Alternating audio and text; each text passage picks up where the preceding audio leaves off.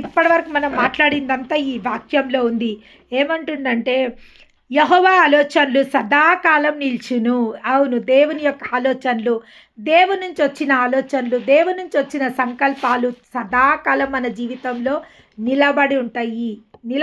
ఇంకొకటి ఏమంటుండంటే ఆయన సంకల్పములు మన తరతరములుండును. నేను అదే చెప్తా. ఈరోజు మన భక్తి, ఈరోజు మన ప్రయాసము, ఈరోజు మన పోరాటము, ఈరోజు మనం ఏది చేసిన దేవుని నామంలో అది మన తరతరాలకు ఉండబోతుంది. అందులోకై దేవుని నామానికి మహిమ కలుగును. అది మన పిల్లల తరాలకు ఆ యొక్క ప్రతిఫలంని మనం చూడబోతాం. ఆ యొక్క భక్తి ఈరోజు మనం చేసే ఈ భక్తి జీవితము మన పిల్లల తరాలకు అది నిలవబడిపోతుంటుంది. ఈరోజు మనం పడుతున్న ప్రయాస, ఈరోజు మనం పడుతున్న ప్రతి ఒక్క దానికై దేవుడు తరతరాలు దానికి ప్రతిఫలం మనకి ఇవ్వబోతుండు. అందును బట్టి దేవుని నామానికి మహిమ కలుగును గాక.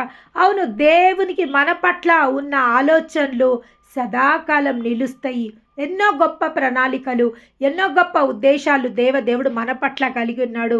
అందులకై ఆయన నామానికే మహిమ కలుగును గాక. దేవుడు అంటుడు, మీరు చెడ్డవారై ఉండి కూడా మీ పిల్లలకు మంచి ఈవులు ఇవ్వాలని మీరు ఏ విధంగా ఆలోచిస్తుండ్రో, మీరు చెడ్డవాళ్ళై ఉండి కూడా మీ పిల్లలు మంచి మార్గంలో ఉండాలా, మంచి మా పిల్లలకి ఇవ్వాలని మీరు ఆలోచిస్తున్నప్పుడు మరీ నిశ్చయంగా నేను ఇంకా ఎంత మంచి ఈవులను మీకు ఇవ్వాలనుకుంటున్నా. ఎందుకంటే ఆయన మనకన్నా 1000 కోట్ల రెట్లు మంచి దేవుడు. మనం ఆయన పిల్లలమై ఉన్నాము. ఆయన మన తండ్రి అయి ఉన్నాడు. ఎంత గొప్ప ప్రణాళికలు, ఇంకా ఎంత గొప్ప సంకల్పములు మన పట్ల ఆయనకుంటాయి. అవును, పొత్తిళ్లలో తన బిడ్డని తన తల్లి అయినా మర్చునేమో కానీ నేను నిన్ను మరవను విడువని ఎడబాయనన్న మన దేవుడు మన పట్ల ఆయనకున్న ప్రణాళికలకై, మన పట్ల ఆయనకున్న ఉద్దేశంలకై, మన పట్ల ఆయనకున్న సంకల్పాలకై ఆయన నామానికే మహిమ కలుగును గాక. అవును, మన దేవుడు చూచుచున్న దేవుడు. ప్రతి నిత్యము ఆయన కనుదృష్టి మనపై ఉంటుంది. మన దేవుడు వినుచున్న దేవుడు. మన ప్రతి ఒక్క మొరలని ఆయన ఆలకిస్తున్న దేవుడు. మన ప్రతి ఒక్క మొరలకు ఆయన జవాబు అనుగ్రహిస్తున్న దేవుడు. దేవునికి మహిమ కలుగు. మన పక్షంలో మన దేవుడు వ్యాజ్యమాడుతున్న దేవుడు. దేవుడు అంటాడు, యుద్ధం యెహోవాది, నువ్వు యుద్ధం చేయాల్సిన అవసరం లేదు, నువ్వు పగ తీర్చుకుంటా నా పని, నీ శత్రు బలం అంతటిపైన నీకు అధికారం ఇస్తున్నా, నువ్వు ఎవ్వరితో పగ తీర్చుకోవాల్సిన అవసరం లేదు, పోరాటాలు నావి, విజయాలు నావి, నువ్వు చేయాల్సింది ఒక్కటే, నీ ప్రతి భారంని నాపై మోపినప్పుడు నీ ఉద్దేశాలు సఫలపరచబడతాయి. ఇంత సమీపంగా ఏ దేవుడు ఏ జనులకు లేడు. మన దేవుడు మనకు సమీపంగా ఉన్నంత ఏ జనులకు ఏ దేవుడు లేడు. ఎందుకంటే మన దేవుడు మన తండ్రి అయి ఉన్నాడు, మన తల్లి అయి ఉన్నాడు. అవును, మన తండ్రి దేవుడు, మన తల్లి దేవుడు మన పక్షంలో ఉండగా మనకు విరోధి ఎవరు? అవును, దేవుడు ఏమంటుండు, ఊరుకొనే మౌనంగా ఉండు, నీ శత్రువులకు నువ్వు భోజనం పెట్టు, నీ శత్రువులకు దప్పిగనుంటే దాహం కిమ్ము, అప్పుడు నీ శత్రువుల తల మీద నిప్పులు కుప్పలుగా పోయబడతాయి. నువ్వు ఏది చేయాల్సిన అవసరం లేదు, నువ్వు పగ తీర్చుకోవాల్సిన అవసరం లేదు, నువ్వు ప్రతీకారం చేయాల్సిన అవసరం లేదు, నువ్వు ప్రయాసపడాల్సిన అవసరం కూడా లేదు. దేవుడు అంటుండు, ప్రయాసపడి భారం మోస్తున్న సమస్త జనులారా నా యుద్ధకు రండి, నేను మీకు విశ్రాంతిని అనుగ్రహిస్తాను. ఎందుకంటే నేను దీన మనస్సు గలవాడను. మన తండ్రి ఎవరంట? దీన మనసు గలవాడు. మనం కొంచెం కష్టపడ్డా ఆయన సహించలేడు, మనం కొంచెం కన్నీళ్లు గార్చినా ఆయన ఓర్చుకోలేడు, మనం కొంచెం బాధపడ్డా కానీ ఆయన సహించలేడు. అంత గొప్ప ప్రేమ మన యేసయ్య ప్రేమ. అవును, మన దేవుని గొప్ప ప్రేమకై ఆయన నామానికి మహిమ కలుగును గాక. కాబట్టి మన పట్ల ఆయనకున్న సంకల్పాలు ఎంతో గొప్పవి. యెహోవా ఆలోచనలు సదాకాలం నిల్చును. యెహోవా తమకు దేవుడుగా గల జనులు ధన్యులు. ఆయన తనకు స్వాస్థ్యముగా ఏర్పరచుకున్న జనులు ధన్యులు. అవును, యెహోవా తనకు దేవుడుగా గల జనులు ధన్యులు. మనం ధన్యులమంట. ఎందుకంటే ఆ దేవుడు ఈ లోకంలో నుంచి మనని ఏర్పరచుకోవడం జరిగింది తన సొత్తుగా, తన స్వకీయ జనములుగా ఆ దేవుడు మనని ఎన్నుకొని ఏర్పరచుకోవడం జరిగింది. అందునకై ఆ దేవునికై మహిమ కలుగును గాక. అవును, మన దేవుడు ఎంతైనా నమ్మదగిన దేవుడు, మన పక్షంలో వ్యాజ్యమాడుతున్న దేవుడు.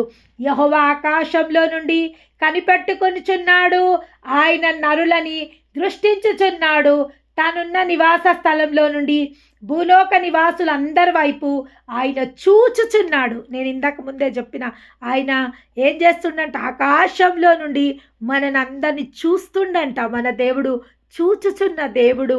హగరంటది, అయ్యా చూచుచున్న దేవుడవు నువ్వేనయ్యా, నన్ను చూసిన దేవుడవు, ఈ ఎడారిలో నాకు నీటి బుగ్గలని కలగజేసిన నా చూచుచున్న దేవుడవు నీవేనయ్యా అని హగరు పరిశుద్ధ గ్రంథంలో దేవుడికి పేరు పెట్టడం జరుగుతుంది. ఇక్కడ ఏమంటుండు, యెహోవా ఆకాశంలో నుండి కనిపెట్టుకొనిచున్నాడు, ఆయన నరులని దృష్టించుచున్నాడు. నేను ఇంతకుముందే చెప్పిన మన దేవుడు చూచుచున్న దేవుడు, మన దేవుడు చూచుచున్న దేవుడు. రెండవదిగా తను నివాస స్థలంలో నుండి భూలోక నివాసులందరి వైపు ఆయన చూచుచున్నాడు. మన దేవుడు చూచుచున్న దేవుడు, మన దేవుడు దృష్టించిన దేవుడు, మన మొరలని ఆలకిస్తున్న దేవుడు. దేవదేవునికి మహిమ కలుగునుగాక. ఆయన వారందరి హృదయాలను ఏకరీతిగా నిర్మించిన వాడు, వారి క్రియలన్నీ నువ్వు విచారించువాడు, వారిని దర్శించువాడు. దేవదేవునికి మహిమ కలుగునుగాక. ప్రతి ఒక్కరిని ఆయన దర్శించే దేవుడు. ప్రతి ఒక్కరిని వారి హృదయాలను ఏకరీతిగా నిర్మించిండంట. ఇక్కడ ఇది కొత్త మాట. ఆయన వారందరి హృదయాలను ఏకరీతిగా నిర్మించిన వాడు, వారి క్రియలన్నీ విచారించి వారిని దర్శించువాడు. మనం ప్రతి ఒక్క నరుని హృదయాలను ఏకరీతిగా ఆయన నిర్మించిండంట. ప్రతి ఒక్క నరుని హృదయాన్ని ఆయన ఏకరీతిగా నిర్మించిండంట. మరి ప్రతి ఒక్క నరుని హృదయాన్ని ఆయన ఏకరీతిగా నిర్మిస్తే మరి మనందరి హృదయాలోచనలు ఒక్కలాగా లేవు కదా, మనందరి తలంపులు ఒకలాగా లేవు కదా, మనందరి ఆలోచనలు ఒకలాగా లేవు కదా, మనందరి మాటలు ఒకలాగా లేవు కదా. మరి ఎందుకు మనం భిన్నంగా ఉన్నాం ఈ విధంగా? దేవుడైతే ఇక్కడ స్పష్టంగా చెప్తుండు, ఆయన వారందరి హృదయాలని ఏకరీతిగా నిర్మించిన వాడు. ఏకరీతిగా ప్రతి ఒక్క హృదయాన్ని ఆయన ఏకరీతిగా నిర్మించిండంట. మరి ఎందుకు ఈ భేదాలు, మరి ఎందుకు ఈ విమతాలు, ఎందుకు ఈ యొక్క డిఫరెన్స్ ఎందుకున్నాయి? అందరి హృదయాలు ఎందుకు ఈ విధంగా డిఫరెన్స్ ఉన్నాయి? ఎందుకంటే హృదయం నిండిన దాన్ని బట్టి నోరు మాట్లాడును. అవును, నువ్వు ఏది రిసీవ్ చేసుకుంటున్నావో అది నీ హృదయంని ఆ విధంగా త్రిప్పుతుంది. అది నీ హృదయంలో ఏది నువ్వు నీ హృదయంలో ఏది నింపుకుంటున్నావో అది నీ యొక్క నేచర్గా మారిపోతుంది. అది ఒక నీ స్వభావంగా మారిపోతుంది. నువ్వు ద్వేషాన్ని నీ హృదయంలో నింపుకుంటున్నావా, ద్వేషంతో నీ హృదయం నిండిపోతుంది. ప్రేమతో నీ హృదయాన్ని నింపుకుంటున్నావా, నీ హృదయం ప్రేమతో నింపబడిపోతుంది. లేదా భయంతో నీ హృదయాన్ని నింపుకుంటున్నావా, నీ హృదయము భయంతో నింపబడుతుంది. ప్రతి ఒక్కరి తలంపులను బట్టి, ప్రతి ఒక్కరి ఆలోచనలు బట్టి వాళ్ళ హృదయంలో మార్పులు జరుగుతున్నాయి. ఆ యొక్క తలంపులను బట్టి, ఆ యొక్క ఆలోచనలను బట్టి ఆ హృదయము నానా రకాలుగా భిన్నమైన ఆలోచనలతో, భిన్నమైన తలంపులతో ఉన్న వ్యక్తుల హృదయాలు భిన్నమైన మనస్సులుగా మారిపోతున్నాయి. కానీ దేవుడైతే ప్రతి ఒక్కరికి కరుణగల హృదయము, దయగల హృదయము, జాలిగల హృదయము, నెమ్మదిగల హృదయము. కానీ కొన్ని మార్లు మన హృదయాలు కఠినమైపోతున్నాయి. కొన్ని మార్లు మన హృదయాలు విచ్ఛిన్నమైపోతున్నాయి. కొన్ని మార్లు మన హృదయాలు కంట్రోల్ తప్పిపోతున్నాయి. ఈ నెల దేవుడు మనకిచ్చిన వాగ్దానాలు ఏంటంటే, నూతన స్వభావమును, నూతన హృదయమును మీకు ఇచ్చేదను. దేవునికి మహిమ కలుగునుగాక. అంటే ఈ నెల వాగ్దానము ఈ యొక్క వాక్యంకి రిలేటెడ్గా ఉంది. మన హృదయమును మారకుండా, మన హృదయము స్థిరంగా ఉండేటట్టు దేవుని చిత్తానుసారమైన మన హృదయాన్ని కలగడానికి నూతన స్వభావమును, నూతన ఆత్మను ఈ యొక్క నెలలో దేవుడు మనకి ఇవ్వబోతుండు. ప్రతిరోజు ఈ వాగ్దానాన్ని ఎత్తిపట్టి ప్రార్థించండి. ఎజెకెల్ 36 రాజేశ్వరి గారు పెట్టింది చూడండి. ఎజెకెల్ 36:26 వచనము ఈ నెలకు దేవుడు మనకిచ్చిన వాగ్దానము. నూతన స్వభావమును, నూతన ఆత్మను మీకు ఇచ్చేదను. దేవుడు ఈ యొక్క మొదటి నెలలో మనకు నూతన స్వభావమును, నూతన ఆత్మనిస్తుండు. ఎందుకంటే నూతన స్వభావం మనం ఎప్పుడైతే కలిగి ఉంటామో, నూతన హృదయాలోచనలు మనము ఇంకా దానికి ఎక్స్టెన్షన్గా ఏముంది, రాతి గుండెకు మారుగా నేను మాంసపు గుండెనిచ్చేదను. ఆ వాగ్దానం ఎక్స్టెన్షన్లో ఏముంది, రాతి గుండెకు మారుగా నేను మీకు మాంసపు గుండెనిచ్చెదను. అంటే దేవుడు ఈ మొదటి నెలలో హృదయాలని పరిశీలించి మన హృదయాలని పరిశోధించే దేవుడు. దేవుడైతే అందరికీ ఒకటే హృదయం ఇచ్చిండని వాక్యంలో రాయబడింది. వాక్యం నిరర్ధకం కాదు. కానీ మన యొక్క స్వభావం వల్ల మనం ఏదైతే చూస్తున్నామో, ఏదైతే మనము వింటున్నామో, ఏదైతే మనము ఆలోచిస్తున్నామో, ఏదైతే మనం తలస్తున్నామో దాన్ని బట్టి మన హృదయం మారిపోతుంది. భిన్నంగా మన హృదయం మారిపోతుంది. మన హృదయం విచ్ఛిన్నంగా మారిపోతుంది. మన హృదయము పాడైపోతుంది. కాబట్టి దేవుడు మనకు పాడైపోయిన గుండెను తీసేసి ఈ నెలలో దేవుడు ఈ సంవత్సరపు మొదటి నెల మన తండ్రి కృపా సన్నిధికి ఇచ్చిన వాగ్దానము నూతన స్వభావంను, నూతన ఆత్మను మీకు ఇచ్చేదను. రాతి గుండెకు మారుగా మాంసపు గుండెని మీకు ఇచ్చేదను. ప్రతి ఒక్కరి గుండెలని దేవుడు మార్చబోతుండు. ఆ తలంపుల ద్వారా పాడైపోయిన గుండెని, ఆలోచనల ద్వారా పాడైపోయిన గుండెని దేవుడు బాగు చేయబోతుండు. ఈ నెలలో దేవుడు బాగు చేసి మనకు నూతన స్వభావం ఇవ్వడమే కాదు, నూతన ఆత్మని కూడా దేవుడు మనకి ఇవ్వబోతుండు. నూతన ఆత్మని పొందుకున్న మనము గొప్ప కార్యాలు చేయాలన్నదే దేవుని యొక్క చిత్తము.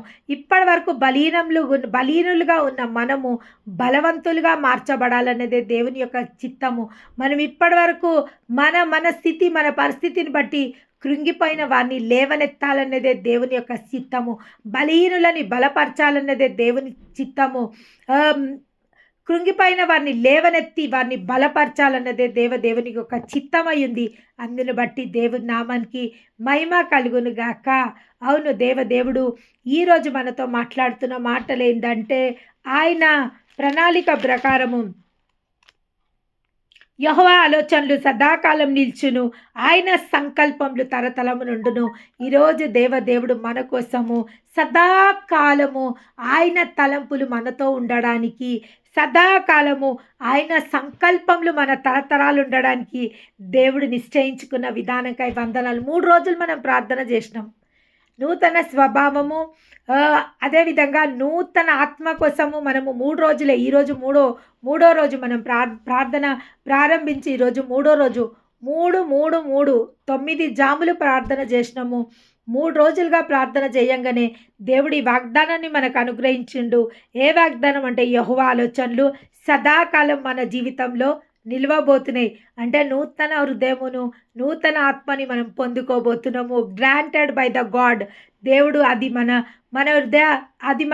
మన జీవితంలో ఏమంటుండంటే గ్రాంట్ చేసేసిండు. ఇంకొకటి ఏమంటుండంటే, ఆయన సంకల్పములు తరతరములు ఉంటుంది. ఈరోజు మనం ఈ ప్రార్థన చేసినందుకు, ఈ వాగ్దానాన్ని ఎత్తిపట్టి ప్రార్థిస్తున్నందుకు ఆయన సంకల్పములు మన తరతరాలు ఉండబోతున్నాయి. ఈ దేవునికి మహిమ. ఆయన తలంపులు, ఆయన సంకల్పములు, ఆయన ఉద్దేశములు, ఆయన చిత్తానుసారంగా మనలో దేవుడు మనని మార్చబోతుండు. మనని మలచబోతున్న దేవునికి మహిమ కలుగును గాక. నూతన స్వభావం, ఆయన లాంటి గొప్ప స్వభావం మనకి ఇవ్వబోతుండు. ఆయన లాంటి గొప్ప ఆలోచనలు మనకి ఇవ్వబోతుండు. ఆయన లాంటి మంచి మనస్సుని మనకి ఇవ్వబోతున్నందుకు ఆ దేవునికి మహిమ కలుగును గాక. మా పరిశుద్ధుడవైన తండ్రి,